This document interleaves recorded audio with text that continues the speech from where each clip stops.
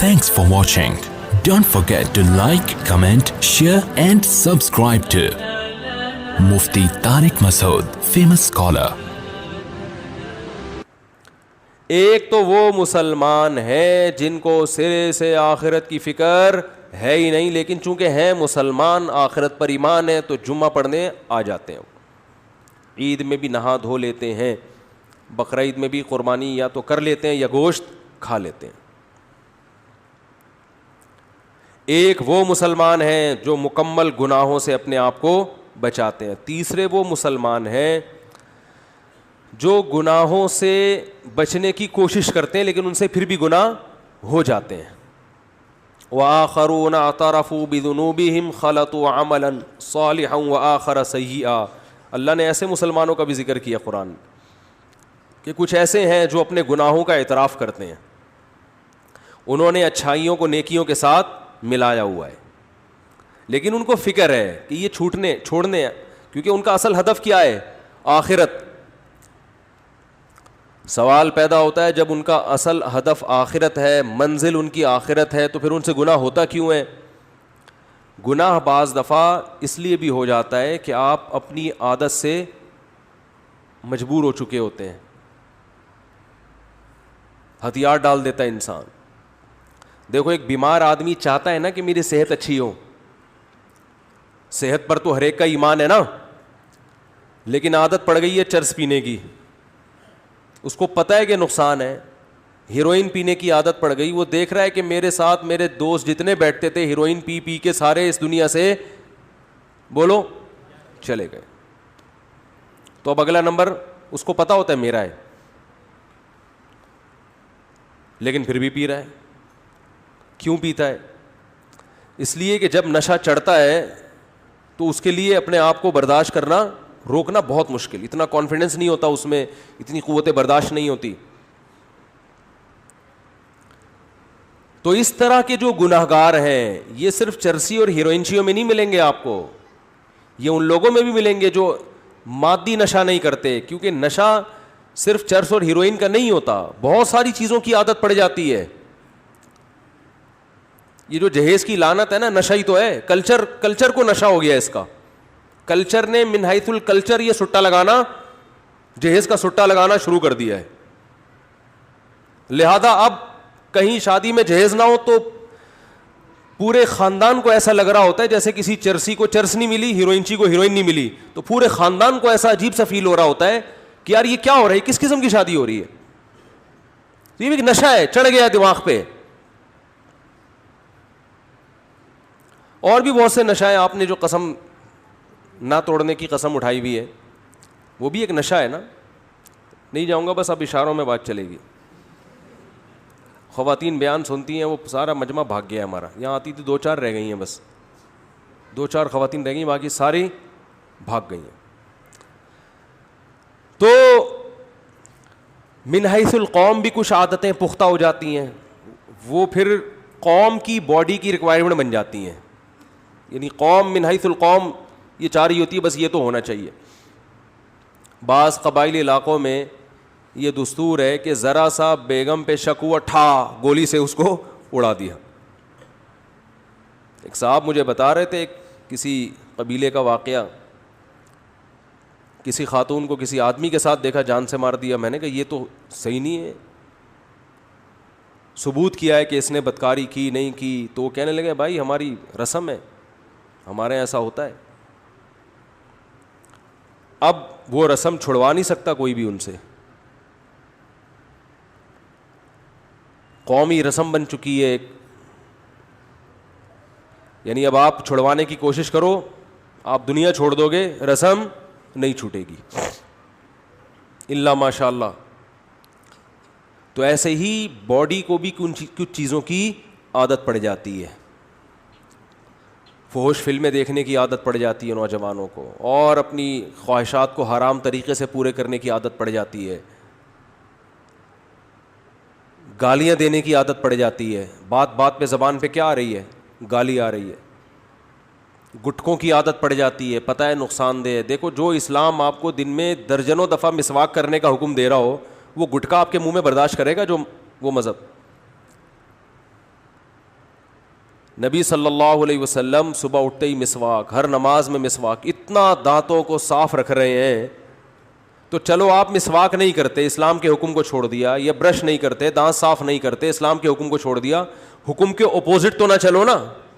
آپ نے تو حکم چھوڑا بھی کہ دانت صاف نہیں کر رہے، اوپر سے گندا کرنے کا پورا انتظام.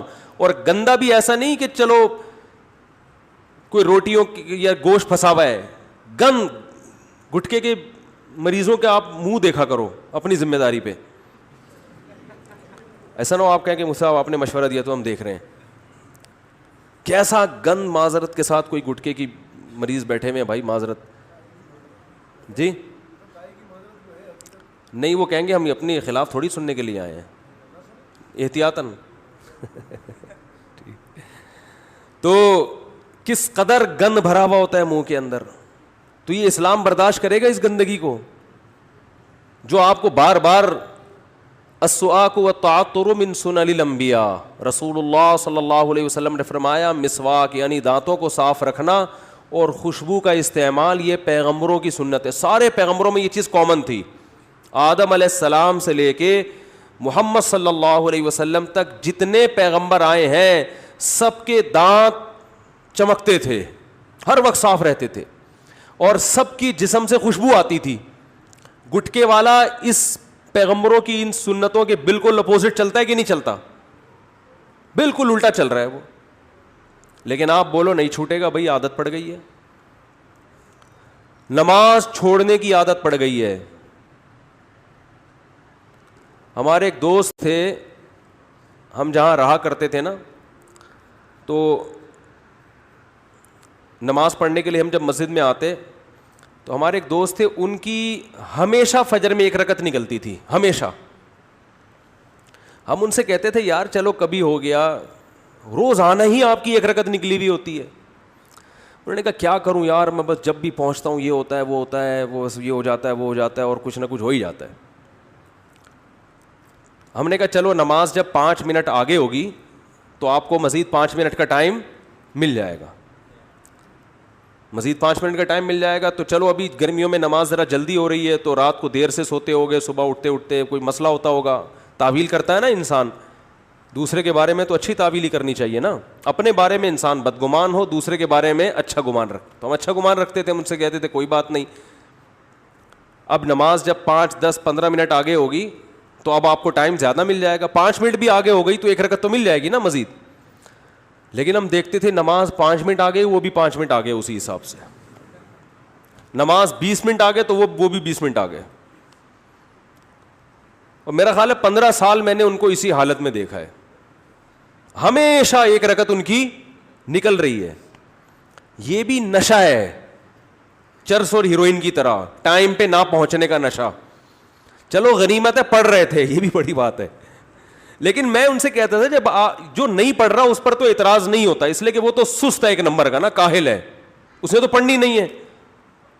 لیکن آپ نے قربانی تو دے دی نا، نیند قربان ہو گئی، وضو کر لیا، مسجد کی طرف آ گئے، سردی گرمی کا خیال نہیں کیا. تو جب یہ اتنی ٹینشن لینی ہے ہی تو یار 5 منٹ پہلے آ جاؤ. لیکن لت پڑ جاتی ہے انسان کو، حقیقت بتا رہا ہوں میں. آپ نے دیکھا ہوگا مسجدوں میں صف اول کے نمازی وہ صف اول ہی کے ہوتے ہیں، وہ ہمیشہ آتے ہیں پہلے. دوسری صف کے نمازی پورے سال دوسری، تیسری کے نمازی پورے سال تیسری میں ہوتے ہیں. یہ ہوتا ہے. تو زیادہ تر جو گناہ ہوتے ہیں یا جو برائیاں معاشرے میں پھیلی ہوئی ہیں، ان لوگوں کی جو آخرت پر ایمان بھی رکھتے ہیں، آخرت کو بنانا بھی چاہتے ہیں، ان کے زیادہ تر مسائل یہ ہیں کہ ان کو کسی نہ کسی برائی کی لت پڑ چکی ہوتی ہے، عادت پڑ چکی ہوتی ہے، اور وہ اس کو چھوڑنے میں سیریس نہیں ہوتے، اور وہ بس ایک عذر کرتے ہیں، یار ہمیں کیا ہو گئی ہے، عادت ہو گئی ہے، ہم سے نہیں چھوٹتی. جس کو جماعت چھوڑنے کی عادت ہو جائے وہ جماعت سے نہیں پڑھتا. جس کو نمازیں قضا کرنے کی عادت ہو جائے اس کے لیے نماز پڑھنا وبال جان ہے. کہہ رہے کیسے پڑھیں، اٹھیں کیسے. ہمارے حضرت مفتی رشید احمد صاحب کی خانقاہ میں ایک صاحب آئے. پہلے تو لوگ بزرگوں کے پاس جا کے اپنی اصلاح کرواتے تھے، ان سے فجر میں اٹھا نہیں جاتا تھا، اور تھے بھی ڈاکٹر. حضرت کو خط لکھا کہ مجھ سے نہیں اٹھا جاتا، میری نیند بہت گہری ہے، کچھ بھی ہو جائے میں نہیں اٹھ سکتا فجر میں. تو آ گئے خانقاہ میں. حضرت نے فرمایا ٹھیک ہے سو جائیں آپ, صبح دیکھتے ہیں. تو نہیں اٹھے صبح. 4 آدمیوں کے ذمے لگایا ان کو اٹھاؤ, لیکن وہ ایسی نیند, بھائی نہیں اٹھا, بھائی نہیں اٹھ سکتا, میں نہیں اٹھ سکتا بھائی, بہت سخت نیند آ رہی. تو 2-4 دفعہ حضرت نے ٹرائی کیا, دیکھا کہ یہ تمیز سے سمجھ میں ان کے بات نہیں آ رہی. ہاں تو مفتی رشید احمد صاحب رحمۃ اللہ علیہ کا وہ تماشا مشہور تھا. تو حضرت نے کچھ لوگوں کو ان کے ذمے لگایا کہ اٹھیں.